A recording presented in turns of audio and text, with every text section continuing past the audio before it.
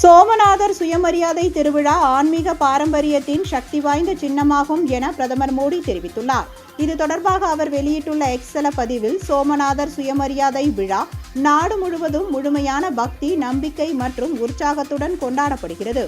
சோம்நாத் சுயமரியாதை திருவிழா தனது கோட்பாடுகள் மற்றும் நெறிமுறைகளில் ஒருபொழுதும் சமரசம் செய்து கொள்ளாத பாரத தாயின் எண்ணற்ற குழந்தைகளை நினைவு கூறும் தருணமாகும் என்று கூறியுள்ளார். கடந்த 1951 சோம்நாத் கோவில் மீண்டும் கட்டமைக்கப்பட்டதில் சர்தார் பட்டேல், KM முன்ஷி உள்ளிட்டோரின் பங்களிப்பு குறிப்பிடப்பட்டதாகும்.